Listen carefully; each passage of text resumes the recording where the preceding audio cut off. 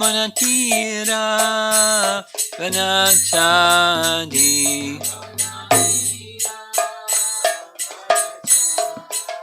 Jamunatira Vanachadi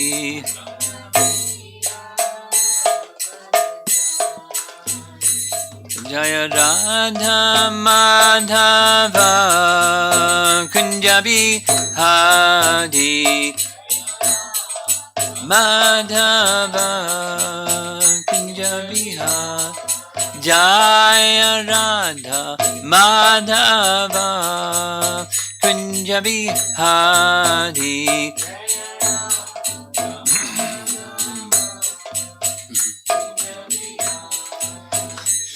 Gopi Jana Balabha Girivardhadi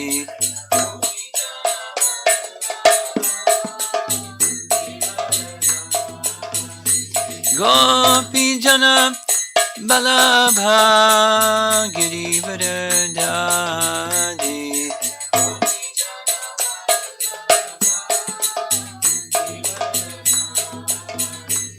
Jasodanandana Brajachanadandana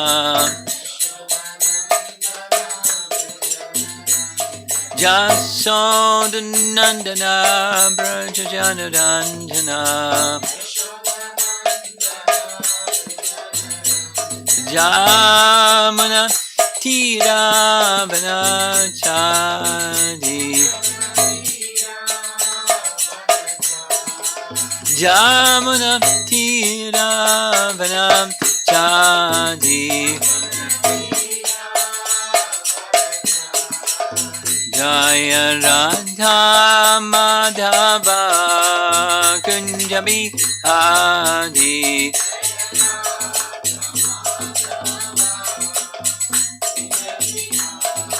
Jaya Radha Madhava Kunjabi Hadi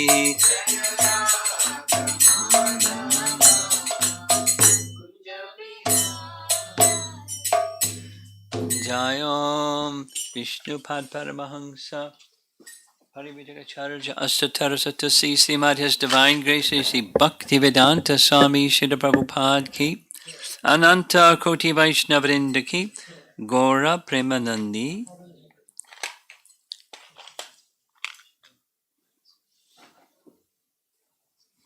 Is that okay?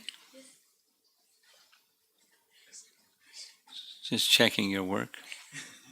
She wanted something to not be shown up in the camera.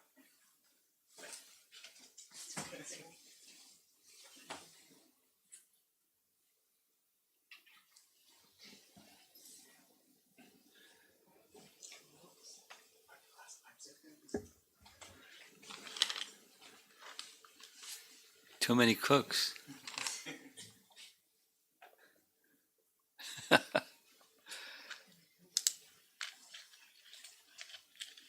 Now you got her worried.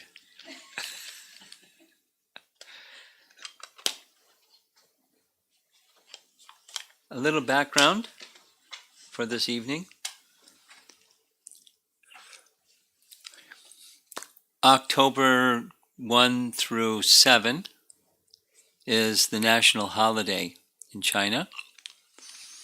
The topic that I'll be speaking on during the 7-day national holiday is personalities from Ramayana. And it's a follow-up from the very strong appreciation the devotees expressed from visiting Ayodhya, Chitrakoot, and the Kishkinda Kanda and Aranyakanda visits. So rather than just narrate the whole story all over again, just focus on the personalities. And then it tells the story in a different way. So far, Hanuman, and then Ravana, then Vibhishana,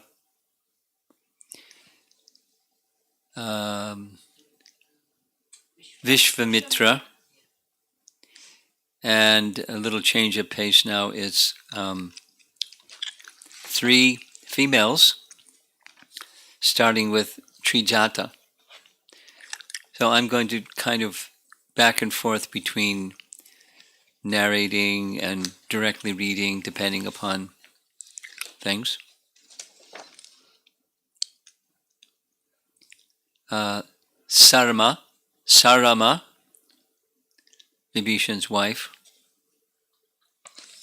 that she's next, and then Tara. You're familiar with Ramayana, right? Of course. Yes? Yeah. Somewhat or very? Somewhat. Somewhat, okay. Me too. But it's nice to, I'm learning a lot by learning about these personalities. Some versions of Ramayana, even some versions of Valmiki Ramayana, speak of Trijata as Vibhishan's daughter. Others don't speak of her as Vibhishan's daughter. They speak of her as an old Rakshasi. But she has some notoriety of being something of a mystic. That is, she can foretell things in the future. That's her kind of reputation.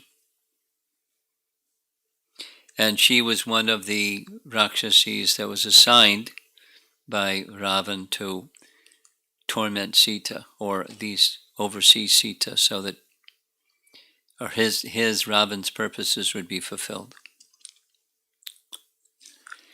So the main, there's a couple of main parts that Trijata plays. One is Hanuman has arrived in Lanka, and he's searched around the first time, and he's searching around the whole of Lanka the second time looking for Sita.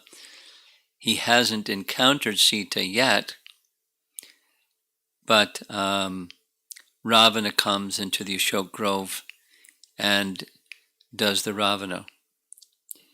He flatters her, he flatters himself, offering, as materialists think, people think like them, so offered riches and opulences and grains and cities and towns, boasted about his prowess and his manliness and his bravery, and he conquered demigods and he conquered demons and this one and that one, and I'm a good guy and you should be my good wife. She wasn't moved, and she said some strong things to Ravan, and so then his mood changed, and he started threatening her, and threatening didn't move Sita either.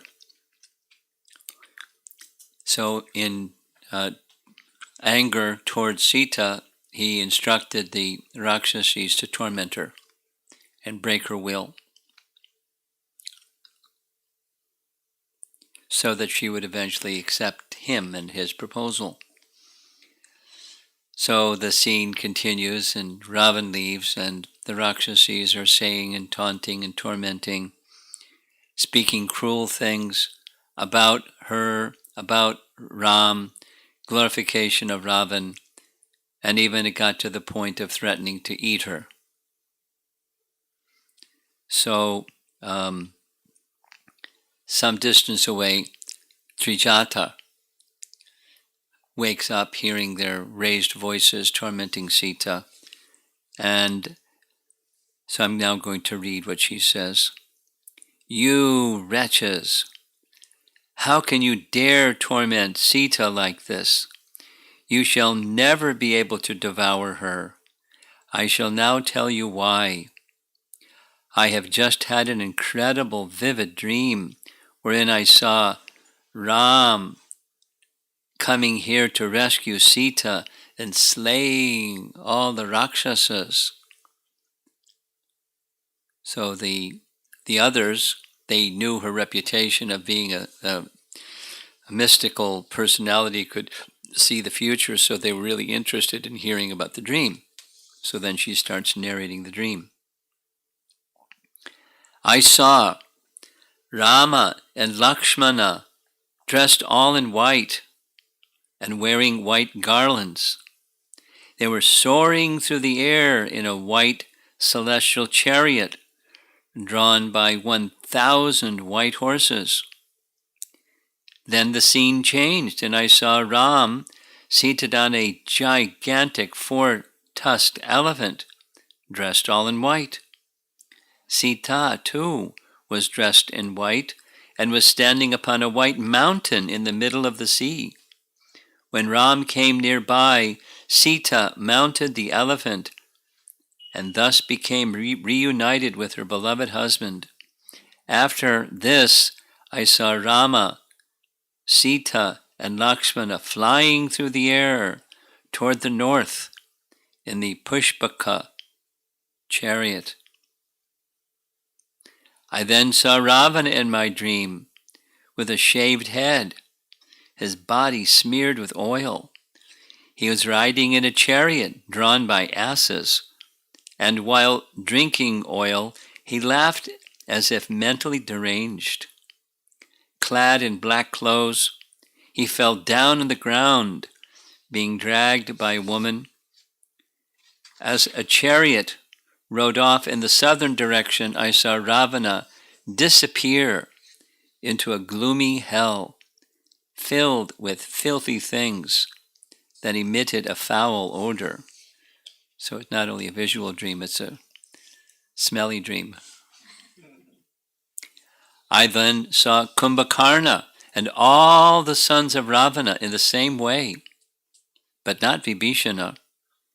He was clad in white and was mounted upon a 4-tusked elephant, covered by a white umbrella, and was heralded by conch shells and kettle drums.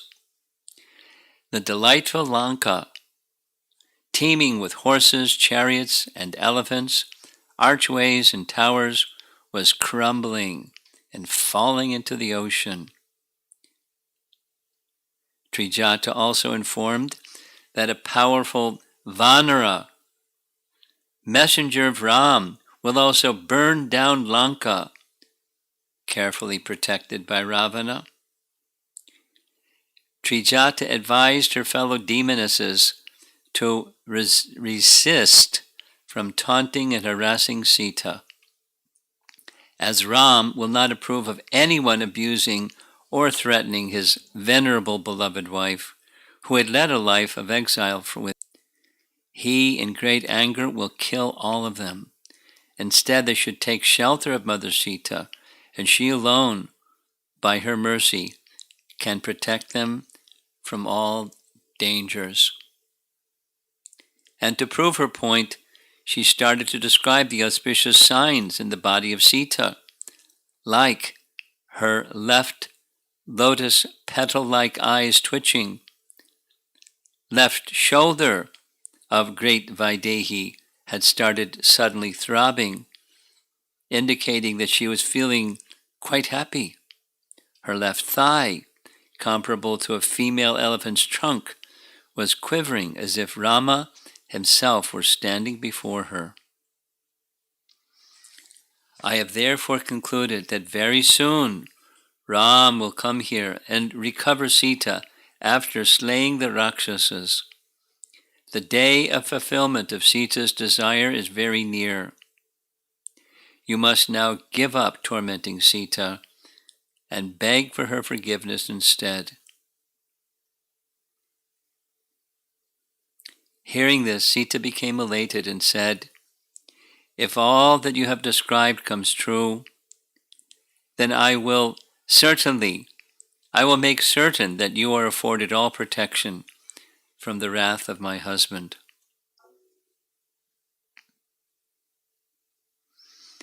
And that's the end of that scene. but there's one more scene that she's involved with in Lanka. Ram arrives, all the warriors arrive, the war begins, and the demons are being outmatched by the monkey warriors. And so they make a strategy plan. Instead of fighting during the day, they'll fight at night, because demons gain strength at night. And one night, Indrajit, Ravan's eldest son, wasn't able to defeat Ram. So instead, his whole army disappeared and continued fighting an invisible feature. And using some magic, he was able to bind both Ram and Lakshman with some serpentine weapons, snake weapons, bound them up. And then he fired weapons at their bodies, and their bodies were riddled with weapons, piercing their bodies. And he assumed that they were dead because they looked dead. So he went back and reported all that to Ravan, and Ravan was really happy. Wow, how did you do that?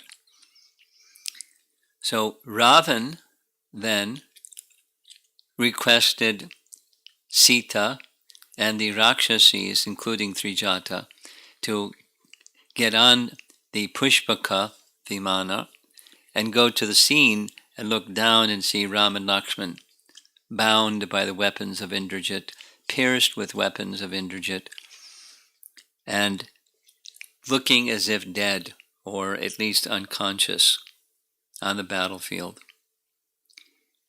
And Sita was told that they were dead, and she began wailing piteously.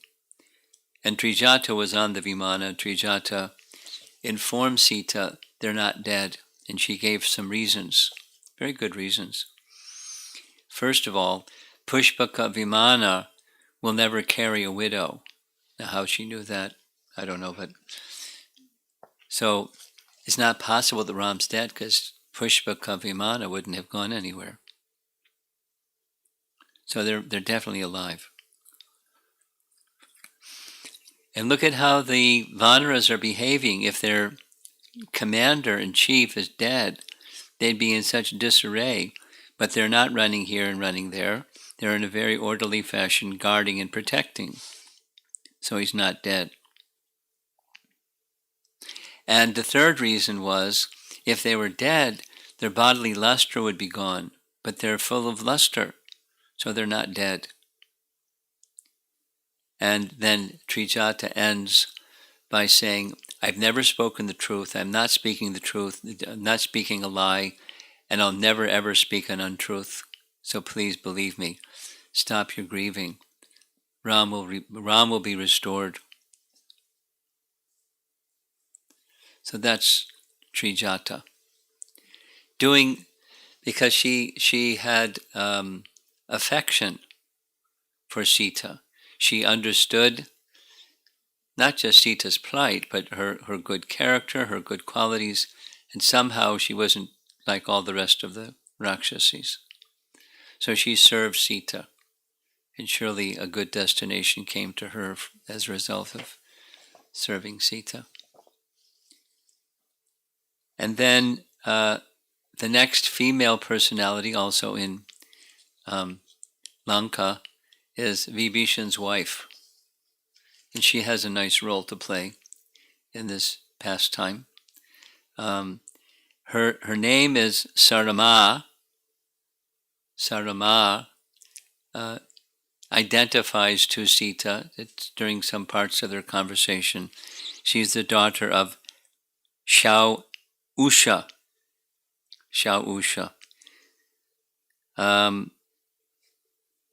She had been given, Sarama had been given the service explicitly by Ravan to go make friendship with Sita, make sure that in her distress she doesn't commit suicide or harm herself in some way.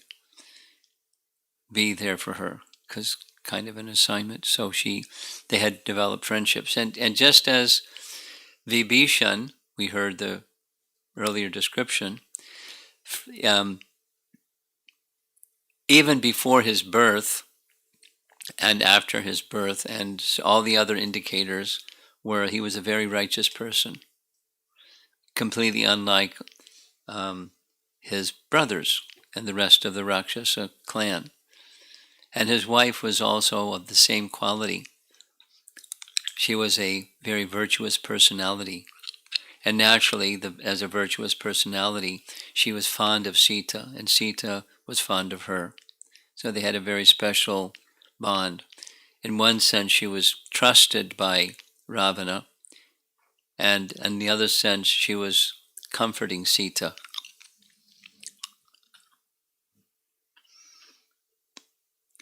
When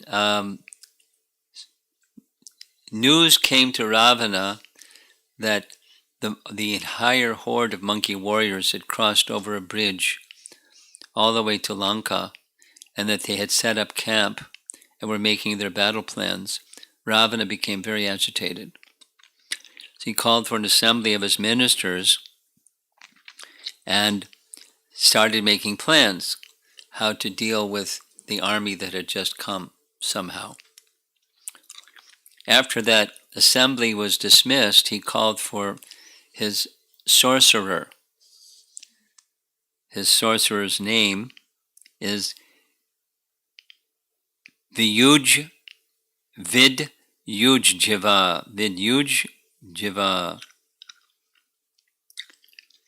So he knew magic tricks, and one of the things that Ravana wanted him to do through his magic tricks was to make a head that looked just like Ram's head,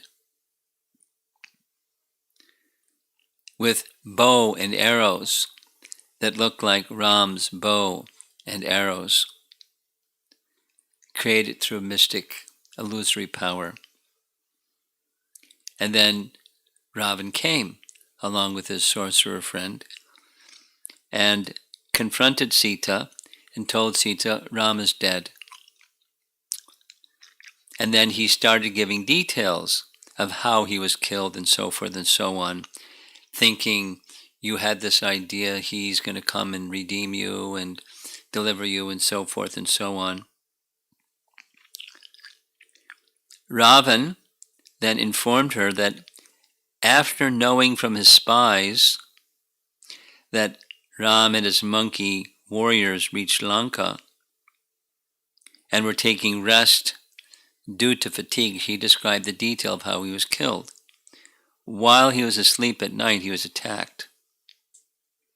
And under the command of Prahasta, one of his chief generals, Sugriva was killed, Ram was beheaded, Lakshman and the other monkey warriors were made to run away in all directions, and Vibhishan was captured alive. Sugriva had a broken neck, and Hanuman was killed by the Rakshasas. Jambavan's body was cut in half, like cutting down a tree into two halves. Angada, Minda, and Dvidvida were all slain into little pieces by the demons. And after describing all these bloody, gory details of how the army was defeated, he had Uddhujva present the head of Ram, the mystical, illusory head of Ram, before Sita.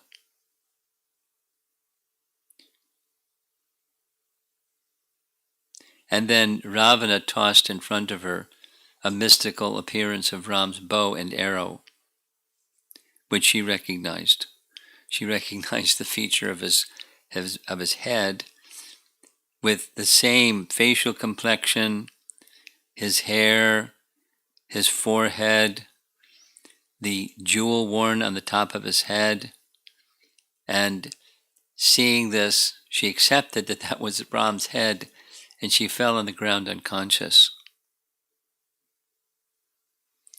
After some time, she regained consciousness and was berating herself, saying so many things. Because of me, this great misfortune has come to so many, including her beloved Ram. And just at that time, a demoness entered the scene and informed Ravana that Prahasta and the ministers were needing his presence immediately. So, with unfinished business dealing with Sita, Ravana left, and shortly after Ravana left, the head and the bow and the arrow all just disappeared because they were illusory. And Sita, seeing that they just disappeared, like poof, she was puzzled. And Sarama arrived and consoled her. Sarama explained that the head was a magical trick. It was definitely not Ram's head. She then informed Sita that she overheard the conversation between Ravana and her, saying all the things that he said.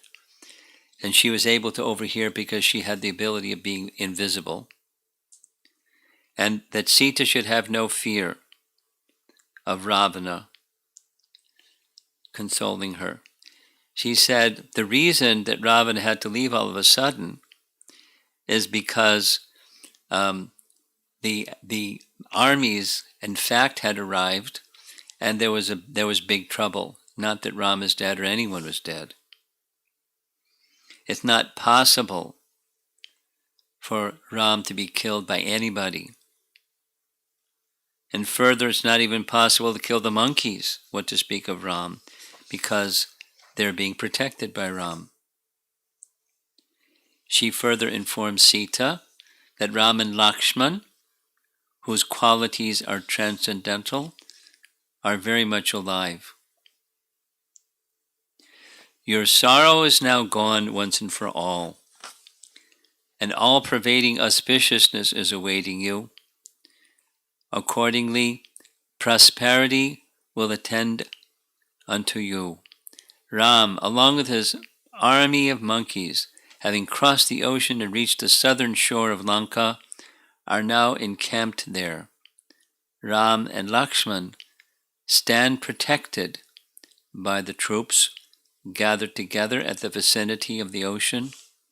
Hearing this news from the spies, now Ravan is engaged in deliberations with his ministers. As she was speaking like this, they heard thunderous sounds of kettle drums, indicating an impending war. Then she went on to explain that the war preparation is happening outside. She further encouraged her by saying that the good fortune of her uniting with her consort is awaiting her. And on the other hand, the demoniac race are facing mass destruction at the hands of Ram and Lakshman. Very soon, she will sit on the lap of her consort, shedding tears of joy. Sita was very much relieved at the comforting words of Sarama, and then Sarama made an offer. She said, if you like, I can travel invisibly and deliver to Ram a message from you. Tell me what it is, and I'll carry your message. So Sita, being very thoughtful, said, rather than carrying a message to Ram, can you find out what's Ravan's plan? Then I can inform Ram what Ravan's plan is. And specifically, what does he plan to do with me? Does he plan to kill me? What's his plan? So she went. And also, Sita understanding Sarama understood she, Sita, may not want to put Sarama at any kind of a risk. And so she went. Sarama, while remaining hidden, overheard Ravana's conversation with his ministers. Returning to Sita, she explained, "As I listened, many of Ravana's elder ministers advised Ravana to return you to Ram," further describing the unlimited prowess of Ram and even Lakshmana. Even Kaikeyi, his mother, urged him to make peace with Ram. I was very surprised to hear that because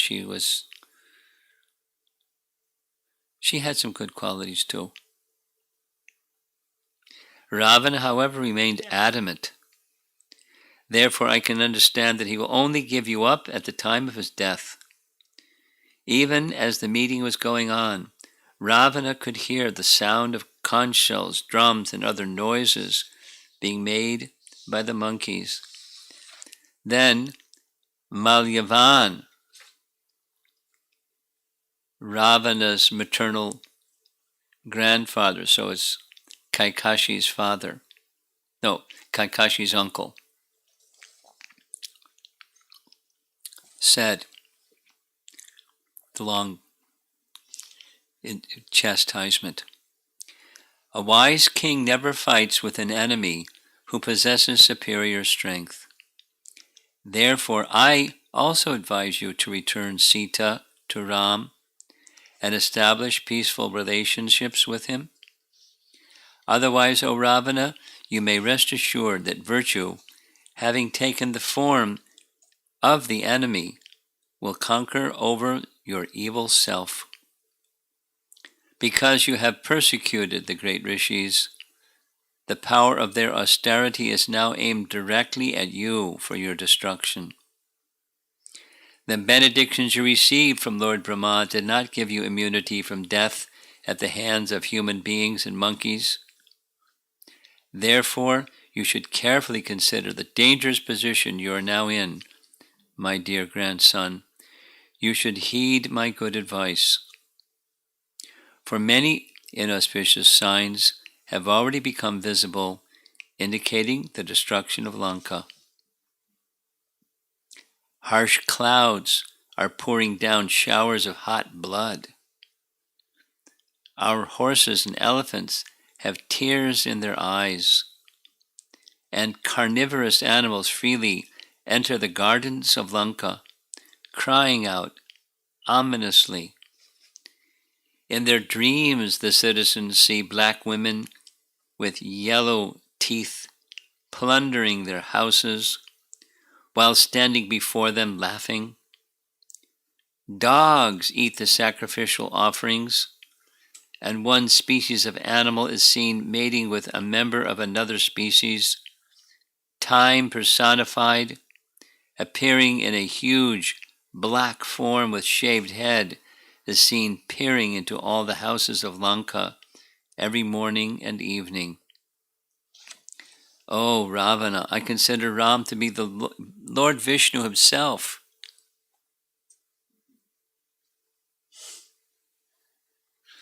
Appearing in the form of a human being. Therefore, you must immediately go and surrender to him to rid yourself from this impending calamity." So Sarama is relating all this. Ravana could not accept this good advice. Instead, he angrily replied, "You are a rascal, taking the side of the enemy. You seem very eager to glorify the prowess of Ram, but what do you think of me? You must be praising the enemy because you are envious of me, or because you have been won over by the other side. Perhaps you are afraid of him. I can assure you that you will soon witness the death of Ram by my own hands." Malyavan remained silent for some time. Then, after offering his respects to the king, he retired to his own quarters.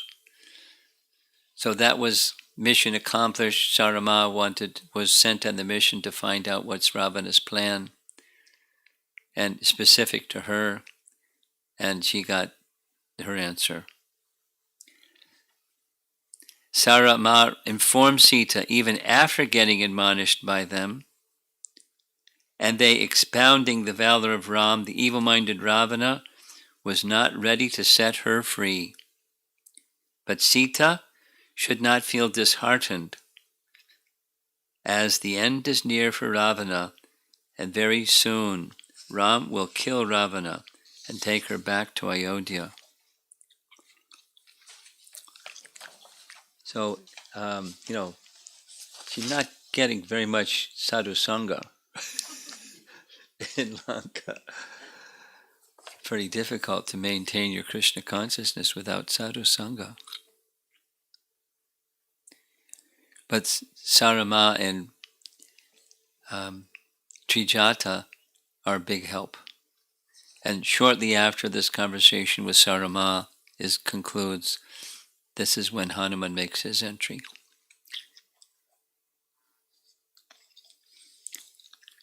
Now, one other female person for this evening, how are we doing with time, is Tara, the wife of Vali, and then later the wife of Sugriva. Now, there are many different versions of who's Tara's father and mother, and one of the most widely accepted ones is that she was produced from the churning of the milk ocean.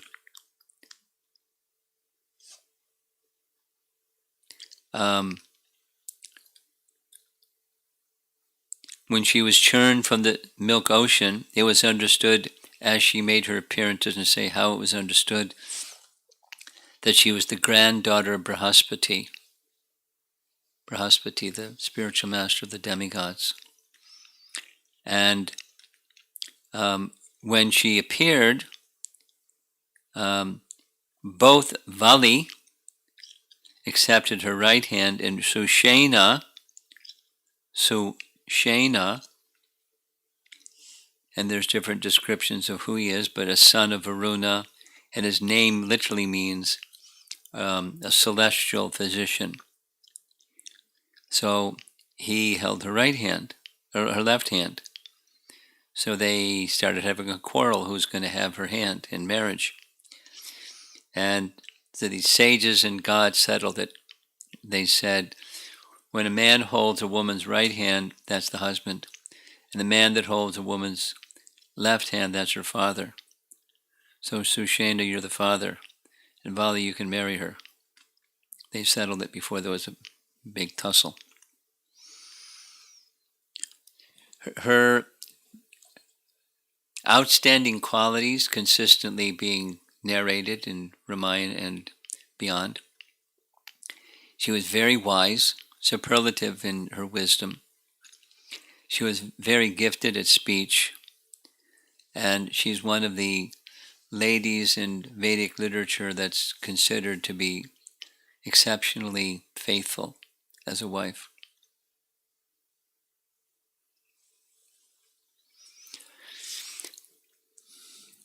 Going back to the Balakanda section, which we talked about in earlier sections of these personalities, particularly the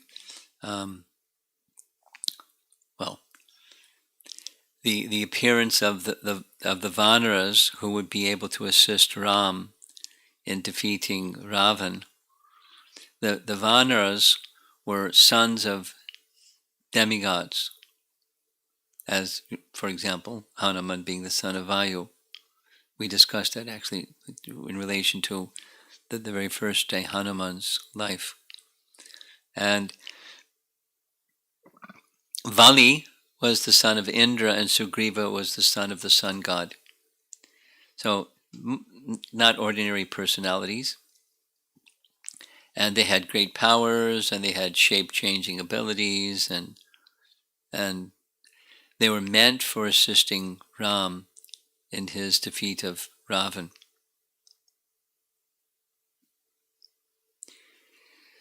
So there's the long story, like really long story, that Sugriva narrates to Ram of why he's up on the top of a mountain. And without going into the very long story, he was banished from the kingdom by his elder brother, Vali, on a pretext of something. And then Vali also took charge, or usurped, or cohabited with Sugriva's wife. So with this pact between Ram and Sugriva, because they're both without their wife and without their kingdom, Ram is asked to help Sugriva first. So a battle between Sugriva and Bali, knowing that Bali can't be defeated, he begins destroying Sugriva, who runs and says, you know the story, why did you not slay him? I would never have gone to fight with my brother. He's so powerful. You didn't do anything. And Ram said, well, I didn't want to shoot an arrow and kill you instead because I couldn't tell the difference between you two. You look so much alike.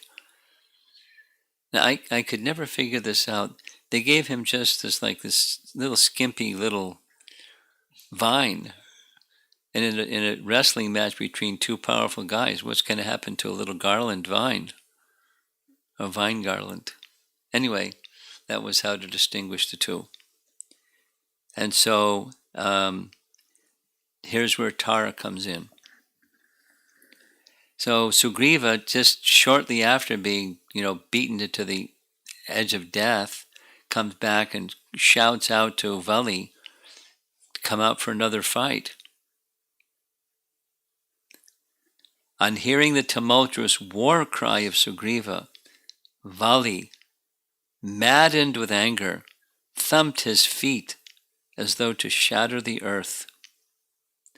Seeing the anger of Vali, the intelligent Tara, seeing the danger in confronting Sugriva, who was guarded by Ram, stepped in to pacify Vali's anger by hugging him.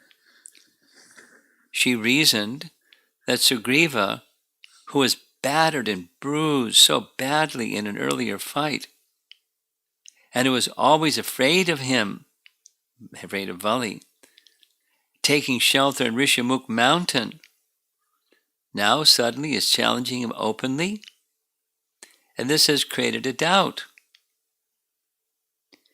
Sugriva is not an impetuous monkey lord, but very expert and very clever person. She knows person's natures. And he's not going to come into Kishkinja and challenge him to a fight without having some support. Angada, Vali's son, has some spies, and the spies have told Angada, who told me, that Sugriva has made a pact of friendship with Ikshvaku dynasty, Prince Ram and Lakshman. And she went on to describe the powers of Ram and Lakshman. So, don't mess with Sugriva. It's the wrong step to take. Don't create enmity with these two powerful warriors by fighting again with Sugriva. She said the best path is that you just forgive Sugriva and crown him Prince Regent next in line. Sugriva, after all, is his brother. This contentious relationship between you as brothers is unfitting. Sugriva has excellent qualities. She's giving him like ministerial type of advice, and it's all good advice. He'll always remain loyal to you. She tried and tried and tried. Bali couldn't hear. His long-standing tendency for anger and resentment towards Sugriva prevailed.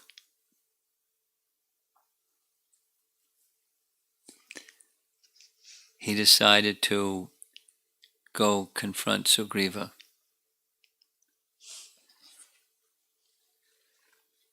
And then he met his fate. And then comes Tara again. So Tara hears what happened. Vali's been shot by arrow of Ram, and she comes running out from the palace by the side of her husband, holding her husband, wailing, crying, in deep agony. And then Vali speaks to her and saying, "You gave the right advice.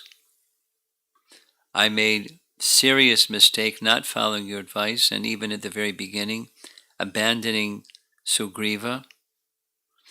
And he appealed to his son Angada and Tara to give support to Sugriva. And then he turned to Sugriva and said, "Tara is thoroughly knowledgeable about deciding subtle matters and about various signs of the future. Whatever she says is right and should be done without doubt, for nothing Tara believes turns out to be otherwise." So that kind of glorification is appropriate. When I first read Ramayana and read that, it was right on, because each of the times that she's called upon to give advice, it's always the right advice. She speaks it so clearly and calmly and persuasively, and wise people would listen to wise advice. So that's what he's saying to Sugriva. In my absence, Tara will make some suggestions, and please listen. Then another celebrated section from the commentators on Ramayana is the lamentation that she goes through as her husband's life is fading. So this is the celebrated part of her, that even he's had some bad things that he has done, particularly with Sugriva and Sugriva's wife. She's very loyal to her husband.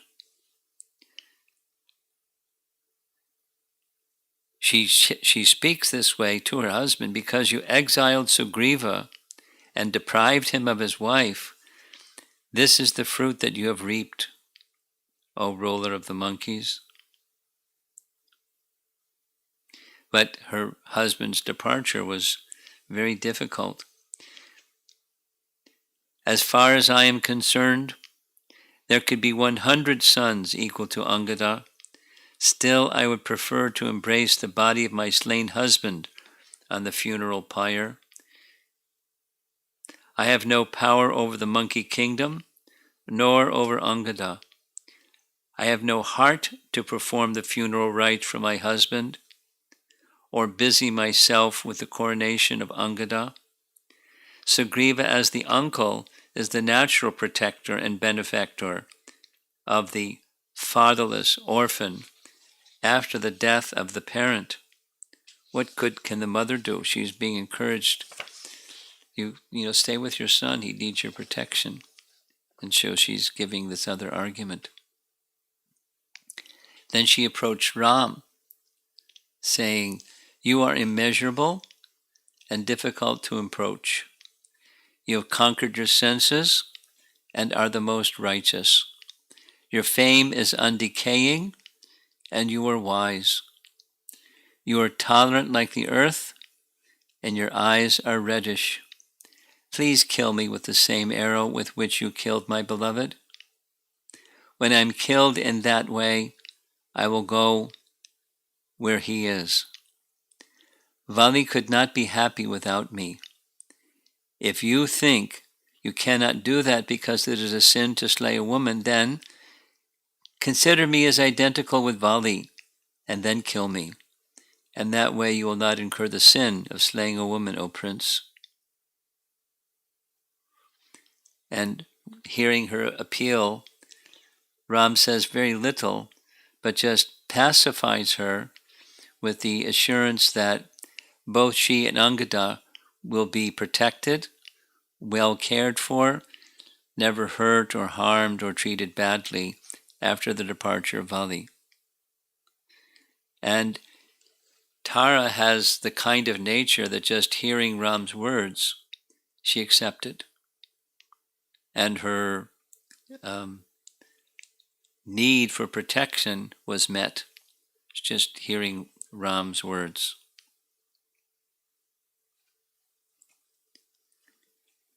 After Sugriva's coronation as king, so the funeral is performed and so forth, and the coronation goes on, and Sugriva becomes the king and starts, during the 4 months of the rainy season, enjoying sensual pleasures, etc., etc. And the 4 months of the rainy season end, Ram becomes concerned, more than concerned, angry that Sugriva hasn't kept his word. Lakshman sees Ram's angry, that's all he needs. He's like ready to go to town and let Sugriva have it. So seething with anger, Lakshmana is greeted by Angada, and when Angada sees the kind of anger that Lakshman has, he gets really anxious.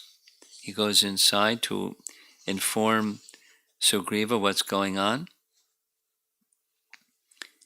His mother Tara and Ruma, Sugriva's wife, are together with Sugriva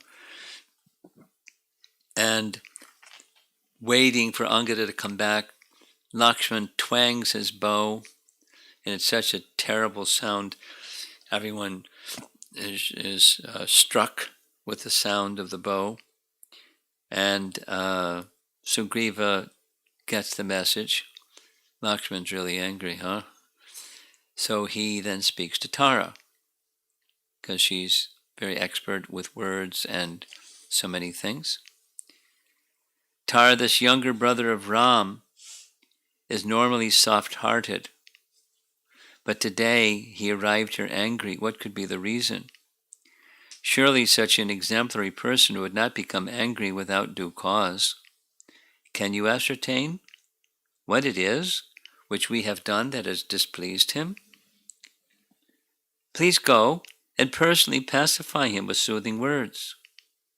When the pure-minded Lakshmana sees you, he will not be able to remain angry, for great souls never act harshly toward women. I shall meet with Lakshmana only after he has been placated by you. So Tara obediently goes before Lakshmana, and just as he said, as soon as he sees Tara, his anger becomes under control. And Tara, casting aside her shyness, then spoke meaningful words in a pleasing manner, with friendly eloquence, asking Lakshmana for the cause of his anger, understanding that it was due to the negligence of Sugriva towards fulfilling his promise and finding Sita. So then Tara speaks. This is not the time for anger, nor should anger be shown to a friend. You should tolerate the negligence of Sugriva, since he does wish to help you achieve your goal. And then several other points. How can you, richly endowed with virtues, be angry with an inferior person? How can a person like you fall victim to anger? I know about the anger of Ram, the friend of Sugriva, due to the time limit set for his work. I am aware of our omissions in this regard. I also know about the mission. I am aware of the irresistible strength of lust born out of the body. I am aware of Sugriva's indifference to his duty due to his passion. She informed him that Sugriva already, this was by Hanuman's advice, Hanuman tapped him gently on the shoulder and said, "You better send for the Vanaras, time to do the work." Sugriva already initiated efforts for the accomplishment of your work. Hundreds of thousands of valorous monkeys residing in the mountains and who are capable of assuming any form will have arrived here. Then, with the permission of Tara, Lakshmana entered Sugriva's palace, whereupon, seeing Sugriva in the company of women, Lakshmana became enraged. Look out when Lakshmana gets angry. So he started saying bad things to Sugriva. And again, Tara steps forward to pacify Lakshmana, informing him that Sugriva is not ungrateful, and it is not proper for Lakshmana to talk like that without understanding the true intention of Sugriva.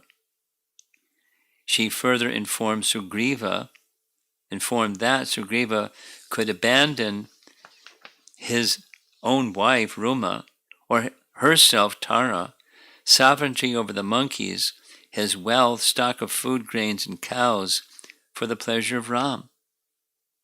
After being instrumental in the slaying of the demon Ravana in battle, Sugriva will reunite Ram and Sita. And then she went on. The number of demons in Lanka reported by my husband, Vali, was approximately 1 trillion. Approximately. Now, that's a lot of people in one city, 1 trillion people. But anyway, without first killing those Rakshasas who are difficult to defeat and who can assume any form at will, it's not possible to kill Ravana, who has abducted Sita. The Rakshasas and Ravana cannot be slain by anyone unaided. That is why the great monkey chieftain Vali had said, for he was exceptionally wise, I'm only saying what I heard from him.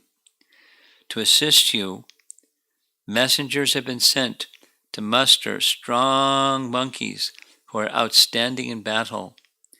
Because he is waiting for the arrival of those mighty warriors, Sugriva has not embarked on the expedition to achieve Ram's goal. O Lakshmana, today is the time set by Sugriva for their arrival. Today, you'll meet hundreds and thousands of stalwart monkeys, bears, and baboons.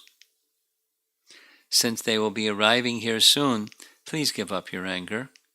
When they see your eyes red with anger, the monkey women cannot find any peace, fearing a repeat of the previous slaughter of Vali. She's expert. So hearing Tara's words, Lakshman accepted what she said, sanctioned by Dharma. Sugriva then abandoned his fear of Lakshmana, tore off the great garland worn on his neck to be free from vanity, and begged Lakshmana to forgive him. So those are 3 ladies, females, who played an important role in Ramayana, starting with Trijata, then Sarama, and Tara. Now we hear more about Tara, for many reasons, than Trijata and Sarama. But I particularly like Sarama. She's got a tough service. She's the wife of Vibhishan, who's righteous, but in the midst of the whole place, it's everything else. Like there was when we discussed Vibhishan, there was a lot of questioning about how could he stay being righteous, being in the service of Ravana. And then there was discussion about Vidura was in the same situation. He knew what Duryodhana and Dhritarashtra and the whole group were up to. How did he manage? And then grandfather Bhishma, he fought on the side of the same people. So there's that thread of similarity, but these are men, and here's Sarama. What's her association? What's holding her up?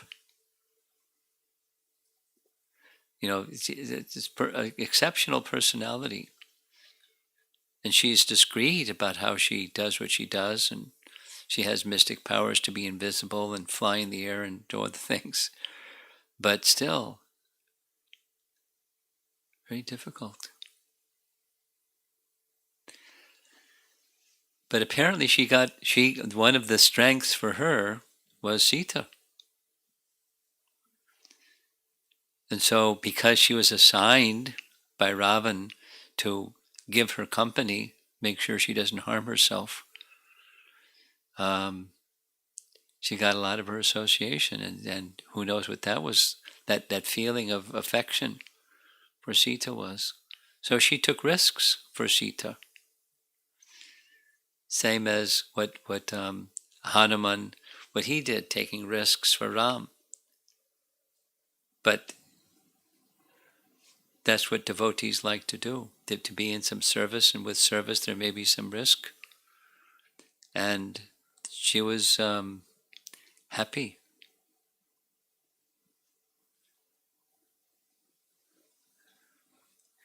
One of the outstanding qualities of Sita is her quality of compassion for all of what she had been through. Like this little passage when Sarama heard that the torments of Ravan and then the Rakshasis, Sarama came to console her, saying, I overheard what was said and don't worry. But when Hanuman heard, just give me the word, I'll slaughter them all. I can't tolerate that they've treated you and spoken the way that they spoke to you. And Sita was just soft and compassionate, being tormented by these personalities, hideous looking personalities, but forgiving them completely and saying, they're to be forgiven. They're in the service of this horrible Ravan, and they're just doing as they're being asked to do, and they should be delivered, not harmed. So what to speak of somebody like Sarama, when Sarama comes to reveal, she's all alone. So this is a very special role. And just one other related point with the Sarama point is, you probably recall this if you heard the Ayodhya Yatra recordings, but the Sri Vaishnava Acharyas speak of Hanuman being in the role of spiritual master, and from the time that Sita, for the first time in her life, goes against or acts independent of the will of Ram by wishing to capture the deer. Not like she wanted to do something that Ram wanted. She was just wanted to do something that she wanted. And there's an object out there and I want to enjoy the object. That's the conditioned soul's behavior. So from that point, her, in addition to being the internal potency of the Supreme Lord, in the Leela of Ramayana, she becomes like the soul that strayed from the position of shelter of the personality of Godhead. And Hanuman is the spiritual master who is assigned to retrieve Sita from the clutches of the illusory energy and the kingdom of Ravana and so forth. Hanuman has that spiritual master function. This is their commentary, consistently throughout things that he does and says. And it seems to me that Sarama has a similar function. She's, because of being a female and because of being assigned by Ravana, she has the capacity to freely come and go. But she's giving her guidance and comfort. And, she's like a sadhu sangha for Sita and the wayward jiva who has strayed from the position of acting exclusively for the interest of the personality of Godhead. That's the soul's natural position. So I'm curious. I think I know how to find out. I'm curious to find out if Sarama is spoken of by the Sri Vaishnavacharyas in a similar way. I can imagine that she is. Because their whole depiction of Ramayana it's a story of surrender in different features and capacities and components, the story of surrender. It teaches the principles of surrender through the story of Ram's life. Okay. Let's see if there's some discussion on some of these things. If anyone would like to speak.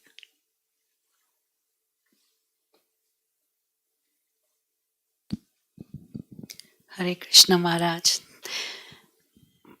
One question that comes to my mind is that so in demon family, Vibhishan is a devotee Yes. of the Lord, and so is his wife. And like you mentioned, they had all asuras association. Yeah. But despite that, they stayed in their. They stayed faithful. Yes. So is there some reason that they took birth in a demon family? And is there their good punya karma that they stayed devotee even taking birth in the demon family? Well, there's levels of responding to a question like that. The deeper level is, for purpose of Leela, they were born the way that they were born, and they were maintained for purposes of Leela, and that's the deeper. There's this very special connection with Ram and Sita. Then, going up a little bit, he's a direct son, as was Ravan, of a highly elevated Vishravas, very, very elevated personality.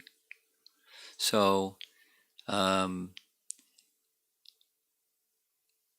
wife, or his mother, was from the Daitya clan, or the Danava clan. But she also didn't have such terrible traits. So good, certainly ideal father. And the mother wasn't of the same disposition as her clan, the dynasty from which she came, because when Vishravas said, you came at the wrong time, at an inauspicious time, and therefore your children will be terrors in the universe. And she said, oh no, I don't want children like that. Please do something. Then he said, nothing can be done.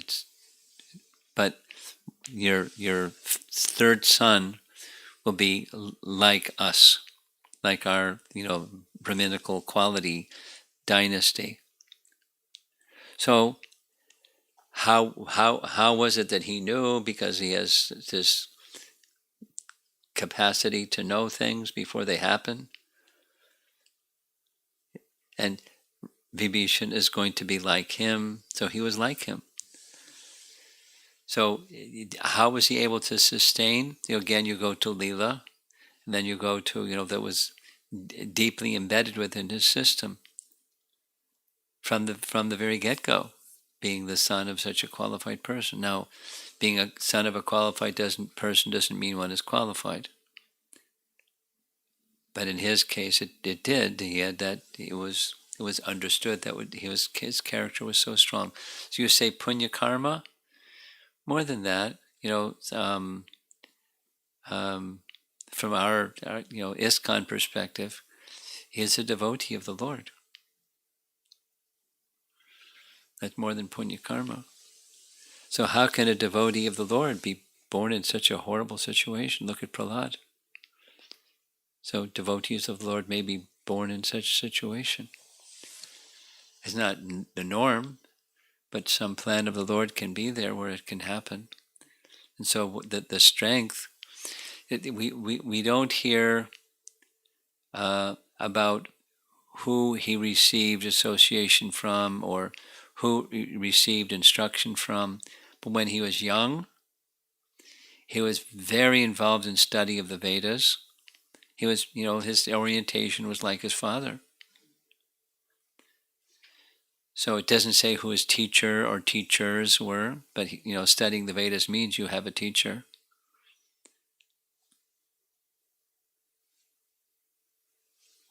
So he had that spiritual connection.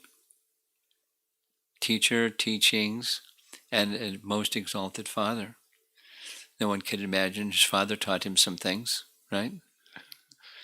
And his father was most exalted. So that connection carried him.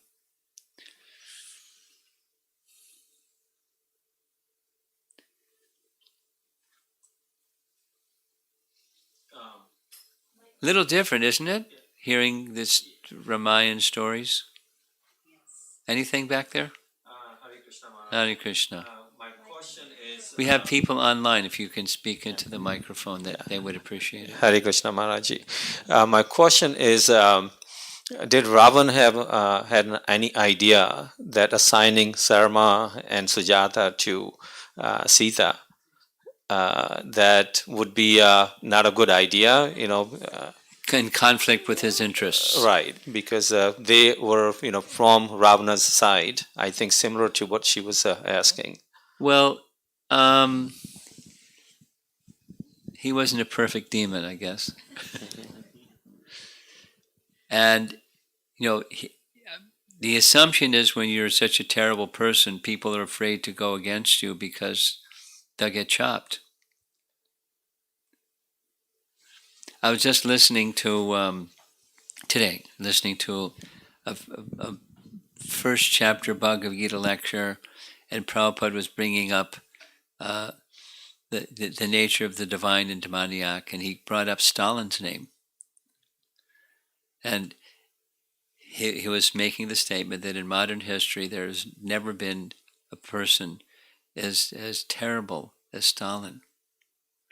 His policy was, if he just heard that somebody was against, I don't know the history, but Prabhupada was saying, if he heard that somebody was against him, he brought them personally before him, without even a trial. He just said, you drink poison or I'll kill you. And thousands and hundreds of thousands and so many people he just mercilessly killed. They're just a terrible person. So demons feel that everyone should be afraid of them. So maybe he just miscalculated that they should be afraid of him. So they would go against him, because if they did, they get chopped. But, Sarama more than Trijata, because Trijata wasn't like, she just happened to be influenced by Sita's association, but otherwise she was, an ugly, deformed Rakshasi as far as any of the descriptions are concerned. She's not, she's just like all the rest of them. But amongst them had this reputation of being a mystic. So she was a mystic, and she was able to detect Ram is coming and he's going to be victorious. Not exactly that she was favorable per se, but through association with Sita. She became moved. She became attached to her. And she had some wisdom, unlike the rest of them. So it's a little, not exactly he blew it, but he did.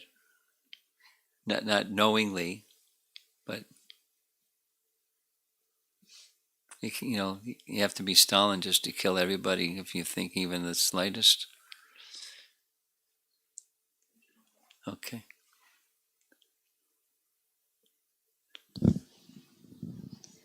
So, this question is from Radha, Paramarupa Prabhu's daughter. She has two questions. First one, how to feel that Krishna or Rama as your best friend?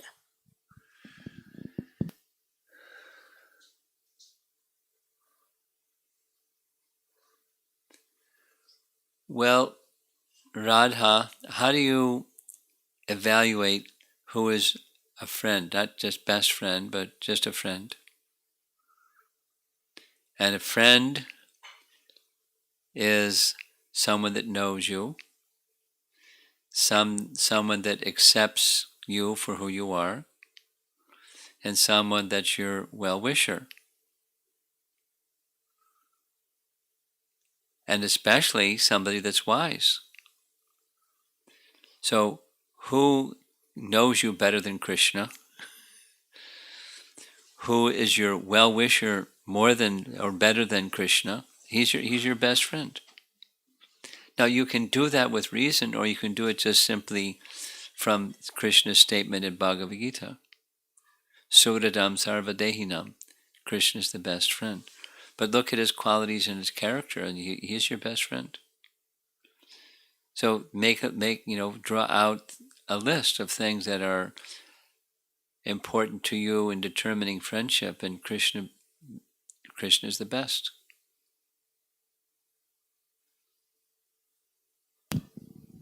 So this is the second question from Radha.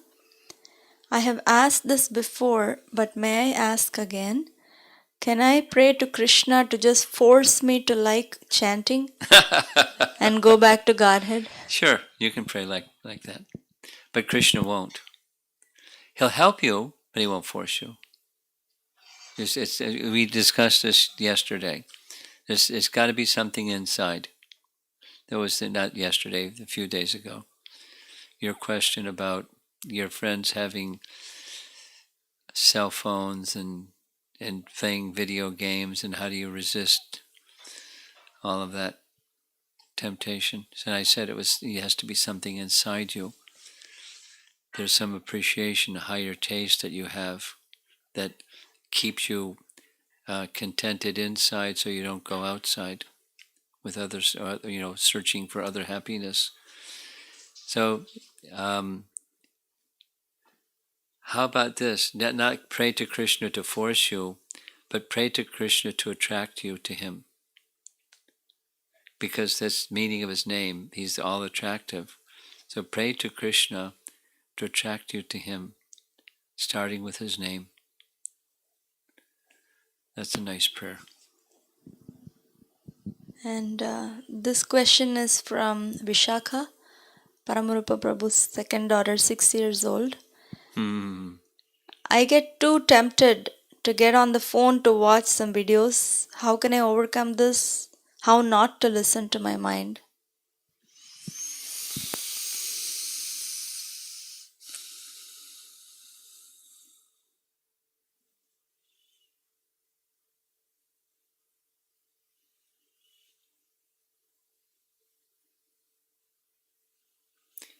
Well, a little bit like your sister's question the other day about cell phones and video games, cell phones and movies is quite similar.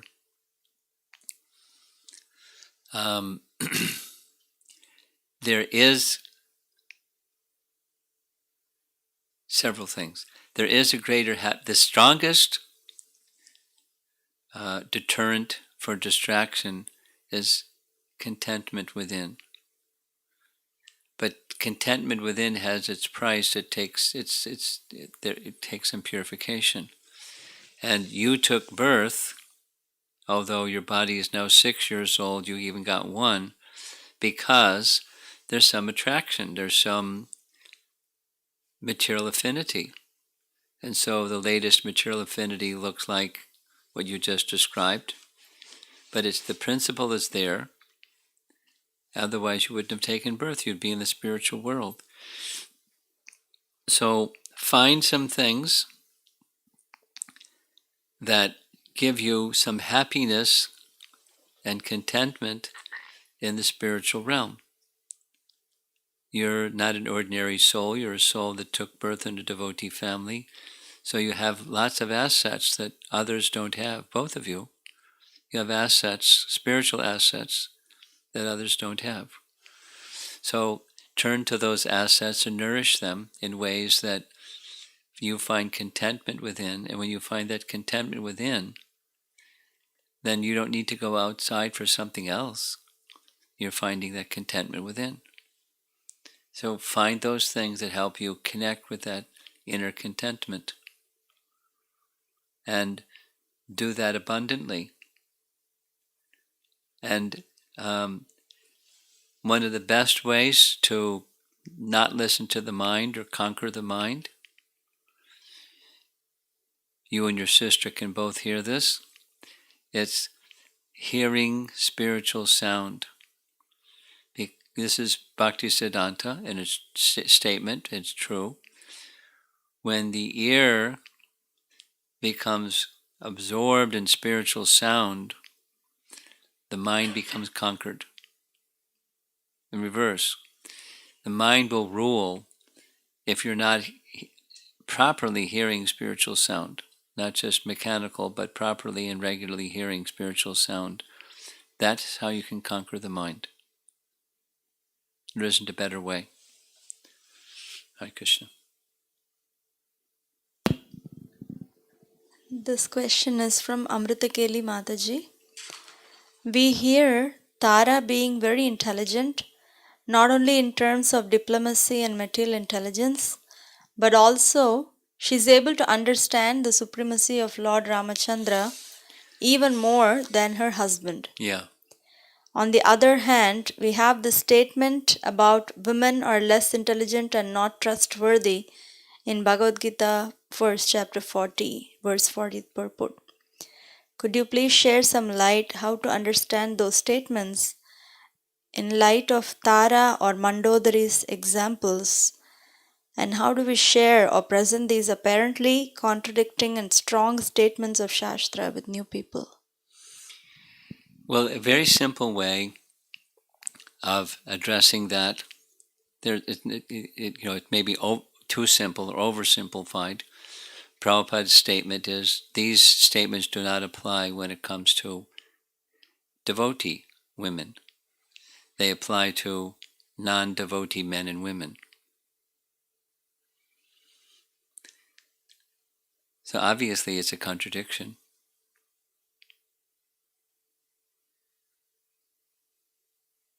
And that's the resolution that makes sense to me. Now, another that one could look at is as the ages progress, everything becomes topsy-turvy. Everything is all jumbled up and hodgepodge. But this isn't speaking Kali Yuga, it's Dwapara Yuga. And she has keen intelligence. But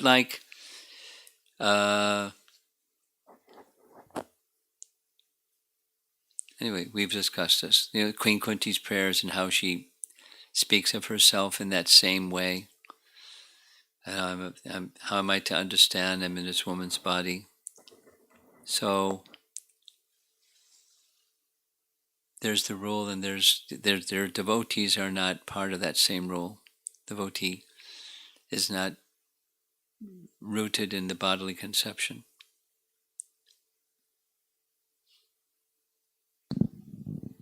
And how to share this to new people is her second part. Then Kirti Prabhu's question. One of the reasons Lord Rama helped Sugriva was that Vali took Sugriva's wife. After the death of Vali, it appears that Sugriva was no different than Vali as he took Vali's wife Tara. I'm just wondering if Lord Rama said anything about it, Yes, or he approved. He wanted her to be protected. That's my understanding. I'll double check, but that my understanding is yes, he wanted that. I'll see if I can find it here.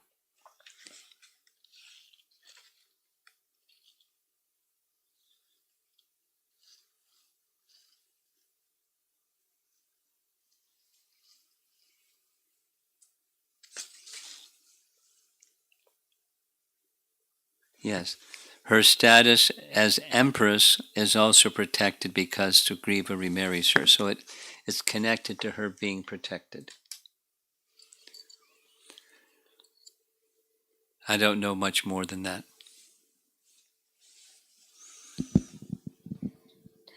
this question is from Sanchari.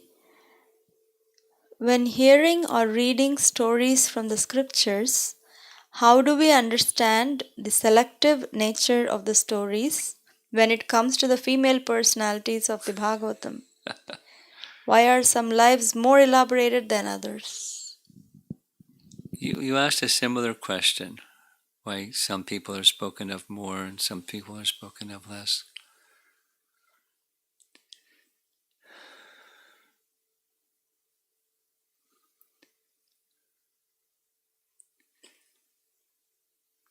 It can be many reasons: the speaker, the audience, the circumstance, and elsewhere where there's more elaborate verses in the Bhagavatam in the heavenly planets than here, and they will expand more.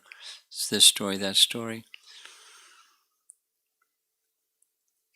It's just like what we're doing right now. At the end of class, we have questions, answers, and depending upon the question, that's where the conversation goes. So in the Puranas, there's conversation, and then there's questions about something, and there may not be questions about something else, and so the response goes to where the question goes. In the bigger picture, there are by Vyasadev's arrangement, there are certain understandings that he wishes to underline and emphasize, and so he tells the stories that achieve that purpose. It's divine plan, not necessarily some material one.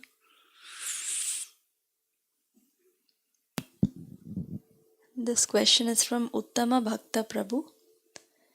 Sometimes impersonalists or atheists take birth in great devotee families. There are many examples, but Advaita Acharya comes to my mind readily. How to understand it properly? Same. That is,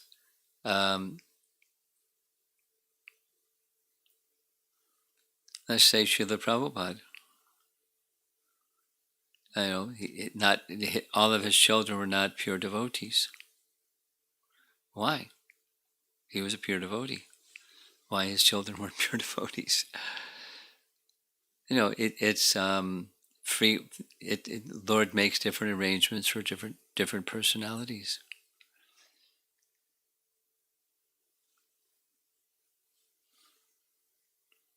King Vena's father was a wonderful personality, but Vena was terrible. So much so that Brahmins had to kill him. So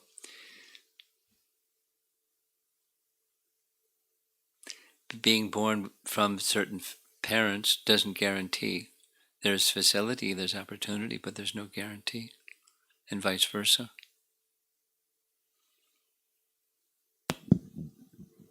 And this question is from Bhakta Seen. This is off topic, but could you please recommend passages to read concerning observing Ekadasi? I was asked and admitted that I was unsure, but said I would find out. Well, there's very strict rules about Ekadasi found in Hari Bhakti Vilas, which has not been translated into English yet. So I can't say too much about what Hari Bhakti Vilas says. But you can read in Nectar Devotion what Rupa Goswami says, and it's quite simple.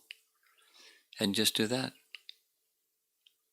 So Nectar Devotion, under the section describing Ekadasi. You can look it up.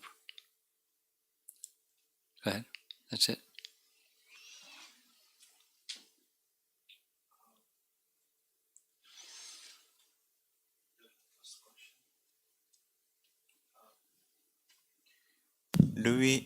This is from Preeti Srinivasan.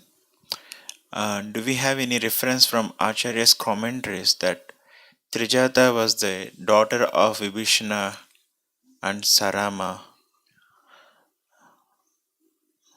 No, it's not commentary. It's in some versions of Ramayana, it specifically says Trijata was Vibhishan's daughter. Other versions don't say that. They say she's an old Rakshasi. That's not Vibhishan's daughter. So there are different Ramayanas that say different things. Your question specifically is commentary. There's no commentary on that I'm aware of. Okay. Krishna Krishna. Thank you very much.